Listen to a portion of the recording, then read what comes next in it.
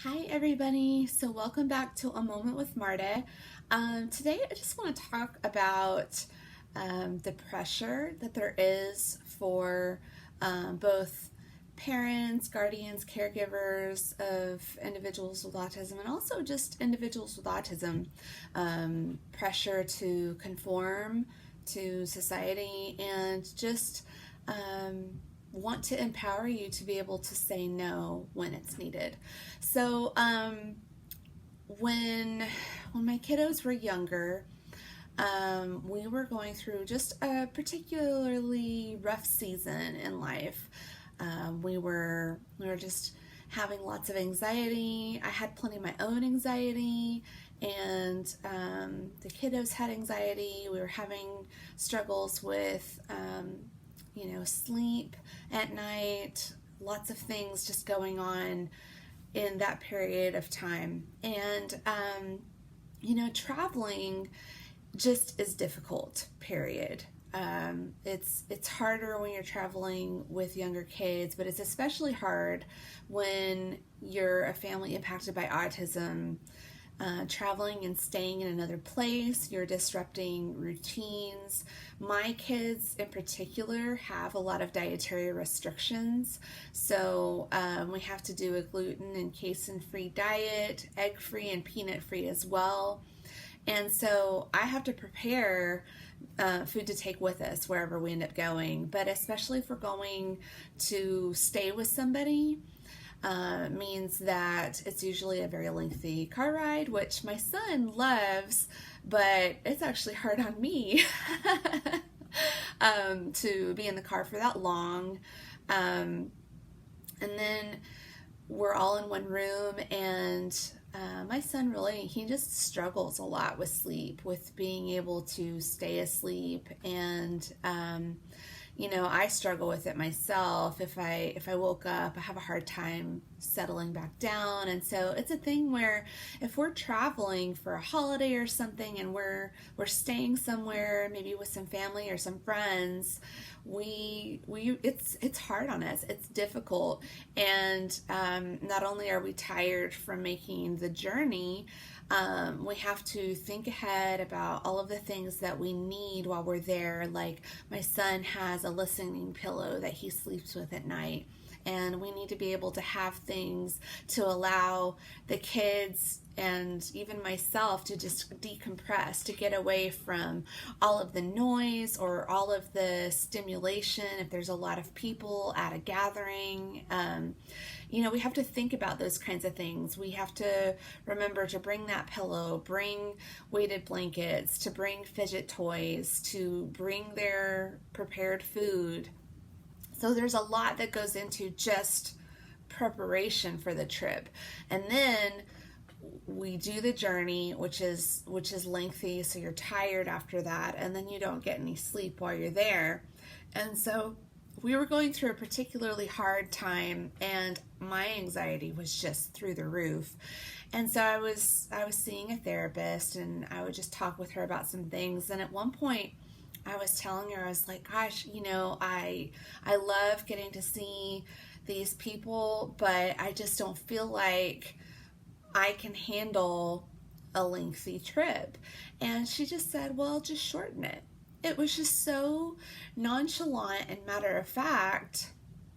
And like, I wanted to, but it was almost like I wasn't giving myself the option, that permission. And her just giving me that permission just eased so much of that burden.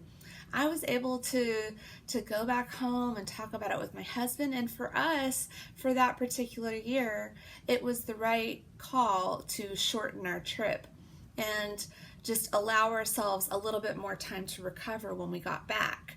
And it was worth it. It was the right decision for that year. And you go through different periods in life. Every year is not the same, and every season isn't the same. But everybody in life goes through these peaks and these valleys, and there's just a lot of pressure on individuals with autism to conform and to be able to just fit in and adjust and adapt to everybody else's social norm, or for parents and caregivers of children that are impacted by autism to do things in the way that maybe a parent of a neurotypical child might do things. And the fact of the matter is you can't, because it's different. It just is. The brain processes information differently, and you can't do things exactly the same.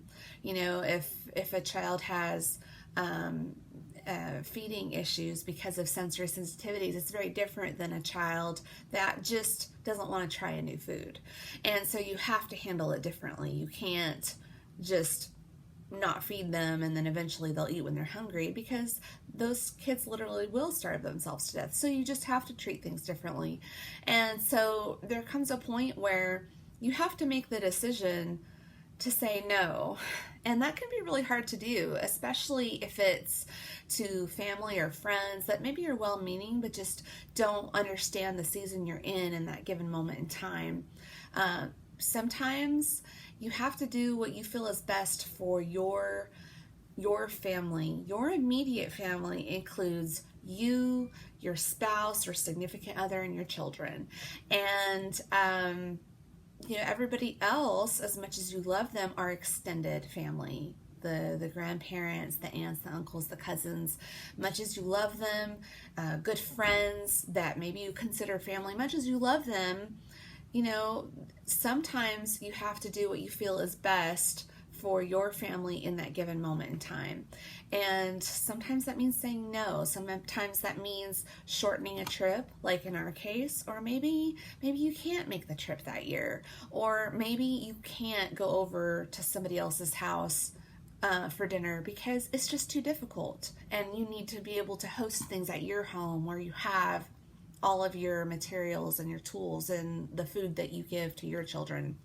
So this is me giving you that permission that it's okay. It's okay to say no. It's okay to alleviate that pressure. And it's okay if you need to cut out some negativity and toxicity that maybe is in your life right now that you just don't need. You don't need additional pressure. You don't need additional drama that you have to deal with, or you just don't need to deal with being in a crammed room where you're not going to get any sleep. It's okay sometimes to say no if that's what you need for your sanity, for your children's sanity, for the sake of your family. Sometimes you just have to say no, and sometimes you have to do what you feel is best for your family, regardless of whether people understand or not. And it's okay, because it's only for a season. And there's going to continue to be peaks and valleys, and that's the truth for any family.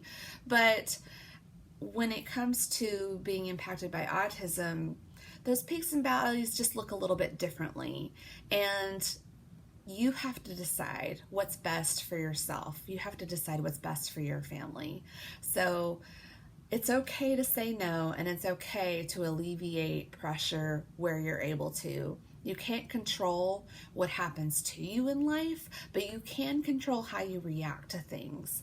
And in some cases, it's just as simple as saying no. So I just want to empower you and encourage you to feel confident in the decisions that you believe are best for yourself or for your family. And until next time on A Moment with Marta, bye.